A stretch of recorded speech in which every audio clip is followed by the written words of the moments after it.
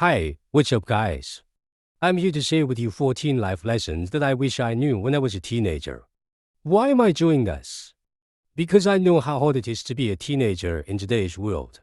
You have so many pressures, expectations, distractions, and temptations. You have so many choices, but also so many uncertainties. You have so much potential, but also so much doubt. You have so much time, but also so little guidance. And trust me, I've been there. I've made a lot of mistakes, wasted a lot of time, missed a lot of opportunities, and learned a lot of lessons the hard way. And I don't want you to go through the same pain, struggle, and soul searching that I did. I want you to have a better life, a happier life, a more successful life. That's why I'm going to share with you 17 life lessons that will help you navigate your teenage years and beyond. These are not just random tips or hacks. These are proven principles and strategies that have worked for me and millions of others. These are timeless truths that will serve you well in any situation or circumstance. If you follow these lessons, you will save yourself years of frustration, confusion, and regret. You will accelerate your growth, development, and achievement. You will discover your true self, your true purpose, and your true potential. So, are you ready to learn these 14 life lessons? If you are, then hit that like button, subscribe to my channel, and turn on the notification bell. And let's get started with lesson number 1. Lesson 1. Extend your timeline. One of the biggest mistakes that teenagers make is that they rush to become rich or successful by comparing themselves to others. They see people on social media, YouTube or TikTok who seem to have it all: fame, fortune, followers, fun. And they think that they have to achieve the same level of success by the time they are 20, 25 or 30. But let me tell you something, most of these people are either lying, lucky or losers. They are either lying about their real situation, hiding their struggles, debts or failures. Or they are lucky, meaning that they got a lucky break, a viral hit or a wealthy family. Or they are losers, meaning that they sacrificed their health, happiness or integrity for short-term gains. Don't fall for this trap. Don't compare yourself to others. Don't measure your success by someone else's standards. Don't chase after money or fame or popularity at the expense of your values or vision. Instead, extend your timeline. Give yourself realistic goals and time frames. Understand that success is not a sprint, but a marathon. It takes time, effort, and persistence to achieve anything worthwhile in life. And most importantly, appreciate the process in the journey. Enjoy the learning, the growing, the experimenting, the failing, and the succeeding. Celebrate your small wins and learn from your big losses. Be grateful for every opportunity and challenge that comes your way. Remember, you are not in a race with anyone else. You are in a race with yourself. And the only way to win is to keep moving forward at your own pace and in your own direction. That's lesson number 1. Extend your timeline. Lesson 2. Walk with purpose. Another common mistake that teenagers make is that they walk without purpose. They wander around aimlessly, without a clear direction or vision for their life. They follow the crowd, the trends, or the expectations of others. They don't know what they want, what they like, or what they are good at. But let me tell you something, if you don't have a purpose, you will end up living someone else's life. You will end up doing things that don't matter to you, that don't fulfill you, or that don't make you happy. You will end up feeling lost, confused, or empty. Don't let this happen to you. Don't walk without purpose. Walk with purpose. Have a clear direction and vision for your life. Decide what kind of person you want to be, what kind of impact you want to make, and what kind of legacy you want to leave. And then, show confidence and determination in your body language and posture. Walk like you know where you are going and why you are going there. Walk like you have a mission and a message. Walk like you have something to offer and something to prove. Remember, your walk reflects your talk. And your talk reflects your thoughts.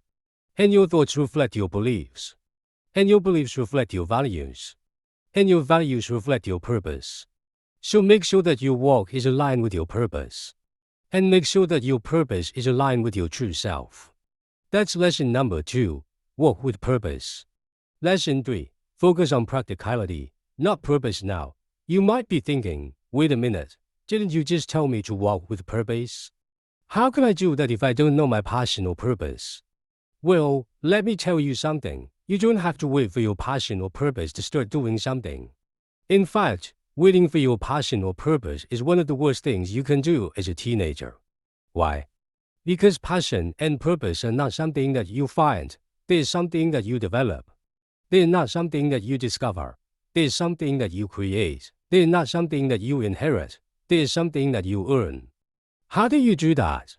By focusing on practicality, not purpose. By learning skills, starting businesses or careers that are practical and useful. By doing things that solve problems, add value or make a difference. By doing things that challenge you, interest you or excite you. And then, by being flexible and adaptable as your purpose may change over time. By being open to new opportunities, experiences, and perspectives. By being willing to pivot, adjust or reinvent yourself as you grow, learn, and evolve. Remember, your purpose is not a destination, it's a direction. And your direction is not fixed, it's fluid. And your fluidity is not a weakness, it's a strength. So don't wait for your passion or purpose to start doing something. Start doing something and then find your passion or purpose along the way. That's lesson number 3. Focus on practicality, not purpose. Lesson 4. Become a gentleman. Another crucial lesson that every teenager should learn is how to become a gentleman. And no, I'm not talking about wearing suits and ties, opening doors and pulling chairs, or using fancy words and manners. I'm talking about treating women with respect, courtesy, and dignity. Why is this important? Because women are not objects, they are human beings. They are not trophies, they are partners. They are not prizes, they are equals. But sadly, many teenagers today don't understand this.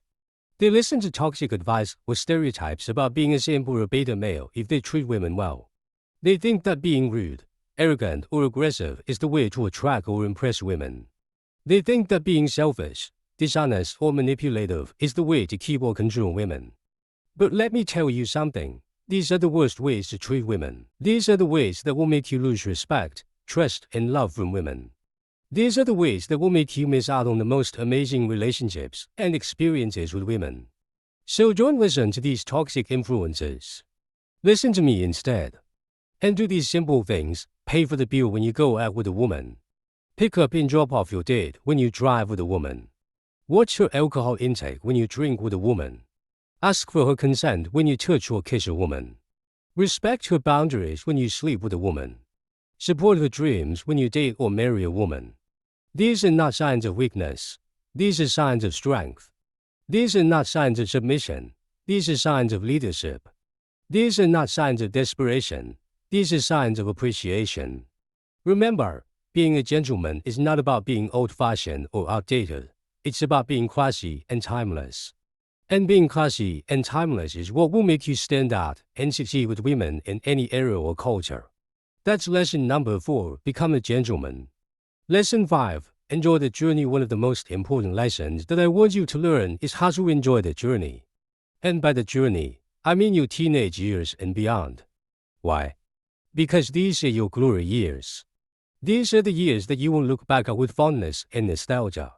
These are the years that you will remember as the best times of your life. Why? Because these are the years that you build your character and personality. These are the years that you discover who you are, what you love, and what you stand for. These are the years that you shape your identity, your values, and your beliefs. And how do you do that? By appreciating the difficulties and challenges that you face along the way. By seeing them as opportunities to grow, learn, and improve. By embracing them as tests of your courage, resilience, and wisdom. Don't run away from them. Don't avoid them. Don't complain about them. Face them, overcome them, celebrate them. Remember, life is not a destination, it's a journey. And the journey is not a straight line, it's a roller coaster. And the roller coaster is not a torture device, it's a thrill ride. So enjoy the journey. Enjoy the highs and lows, the twists and turns, the ups and downs. Enjoy the excitement, the adventure, the fun. Enjoy the journey. That's lesson number 5, enjoy the journey. Lesson 6, Start investing now. Another vital lesson that every teenager should learn is how to start investing now. And by investing, I don't mean buying stocks or bonds or cryptocurrencies or whatever. I mean investing in yourself, in your future, in your freedom. Why? Because it's not about the money or the compound interest or the returns. It's about building good habits.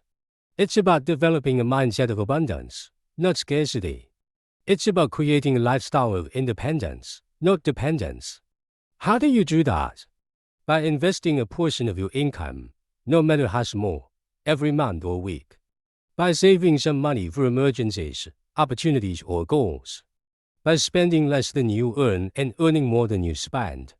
And then, by learning how to manage your finances and budget wisely. By tracking your income and expenses. By planning your cash flow and by allocating your resources. By being smart, responsible, and disciplined with your money. Remember, money is not evil, it's neutral. It's not the root of all evil, it's a tool for good. It's not what makes you happy or unhappy, it's what you do with it that matters. So start investing now. Start investing in yourself, in your future, in your freedom. Start investing now. That's lesson number 6, start investing now.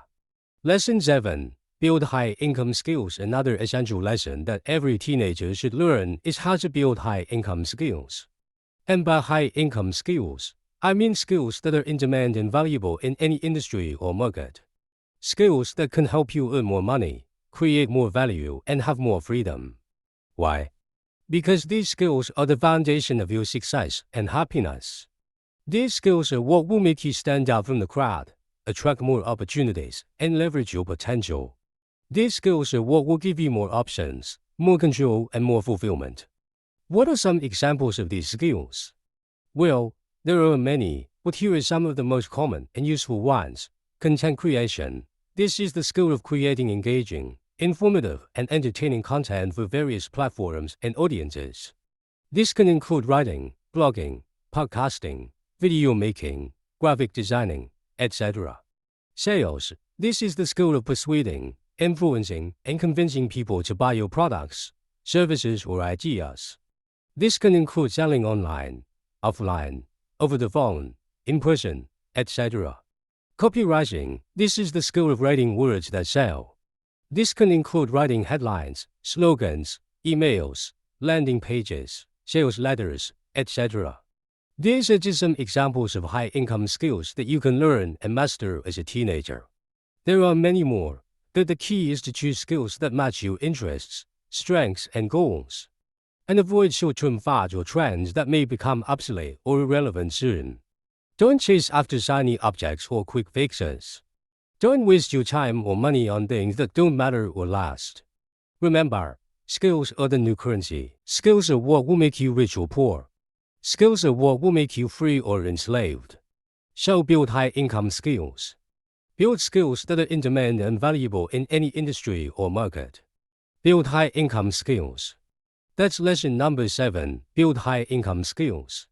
Lesson 8, build muscle and your physique. Another important lesson that every teenager should learn is how to build muscle and your physique. And by muscle and physique, I mean your physical appearance, health, and performance. Your body shape, size, and strength. Your fitness level, energy level, and confidence level. Why? Because your muscle and physique are your greatest assets as a teenager. They are what will make you look good, feel good, and do good. They are what will boost your attractiveness, charisma, and respect. They are what will enhance your mood, motivation, and mindset. How do you do that? By taking advantage of your high testosterone levels and metabolism as a teenager. By lifting weights, doing exercise, training hard, and pushing yourself physically. By eating well, sleeping well, recovering well, and living well. And then, by building muscle memory and mind-muscle connection that will last for life. By developing habits, routines, and systems that will keep you fit and healthy for life. By creating a positive relationship with your body and yourself for life. Remember, your muscle and physique are not just for show, they're for life. They're not just for vanity, they're for sanity. They're not just for pleasure, they're for purpose. So build muscle and your physique. Build your physical appearance, health, and performance. Build muscle and your physique. That's lesson number 8. Build muscle and your physique. Lesson 9. Be confident. Would acknowledge your age and lack of wisdom. Another key lesson that every teenager should learn is how to be confident. Would acknowledge your age and lack of wisdom. And by confident, I mean having a positive and realistic view of yourself and your capabilities. And by acknowledging your age and lack of wisdom, I mean being aware and accepting of your limitations and gaps. Why? Because confidence and humility are two sides of the same coin. They are not opposites, they are complements. They are not enemies, they are allies. They are not weaknesses, they are strengths. How do you do that? By not letting your age stop you from pursuing your goals or dreams. By believing in yourself and your potential. By taking action and by learning from feedback. By not letting anyone tell you that you're too young or too inexperienced to do something. But also, by being confident in your abilities and skills, but also humble and respectful to others. By listening to advice and criticism. By asking for help and guidance. By thanking and appreciating others. By not letting your ego get in the way of your growth or relationships. And then, by understanding that wisdom comes from decades of experience and learning from mistakes. By realizing that you don't know everything, that you have a lot to learn, that you will make a lot of errors. By being curious, open-minded, and willing to change. Remember, confidence and humility are not mutually exclusive, they are mutually beneficial. Confidence and humility are not static, they are dynamic. Confidence and humility are not fixed, they are flexible. So be confident but acknowledge your age and lack of wisdom. Be confident in yourself but humble to others. Be confident but acknowledge your age and lack of wisdom. That's lesson number 9. Be confident but acknowledge your age and lack of wisdom. Lesson 10. Get comfortable talking to girls. Another essential lesson that every teenager should learn is how to get comfortable talking to girls. And by girls, I mean the opposite sex or the sex that you are attracted to. And by comfortable, I mean being able to communicate clearly and confidently with them. Why? Because girls are not aliens, they are human beings. They are not scary, they are fun. They are not enemies, they are friends. But sadly, many teenagers today don't know how to talk to girls. They are shy or awkward around them. They don't know what to say or how to say it. They don't know how to express their interests or intentions. But let me tell you something. Talking to girls is not rocket science, it's common sense. It's not a skill, it's a habit. It's not a mystery, it's a game. How do you do that? By not being shy or awkward around the opposite sex, but learning how to communicate clearly and confidently with them.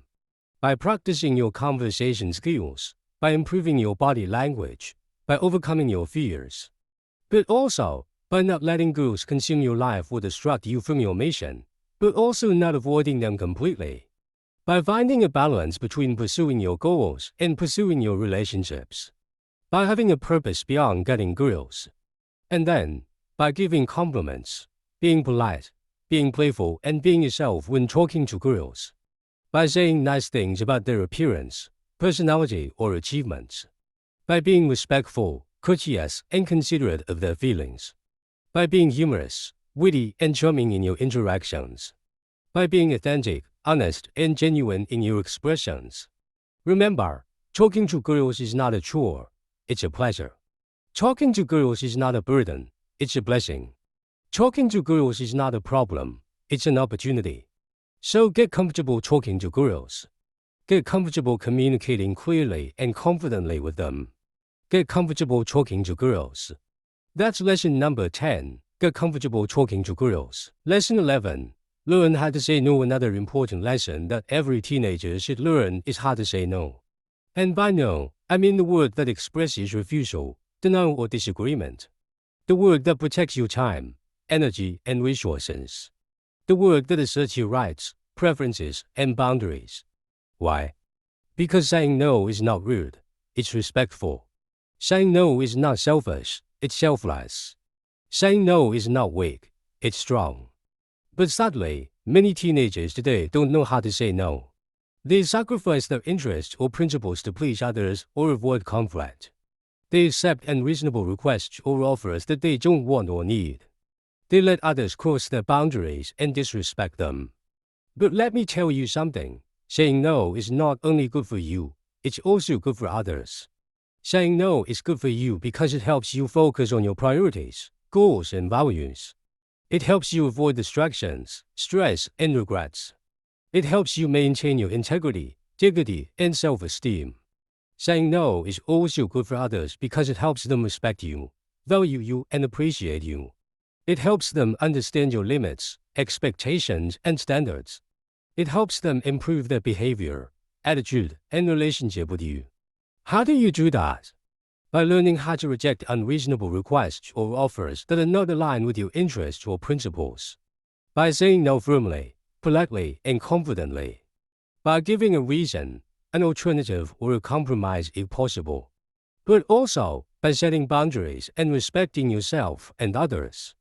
By communicating your needs, wants, and feelings clearly and respectfully. By enforcing the consequences of violating your boundaries firmly and consistently. Remember, saying no is not a negative, it's a positive.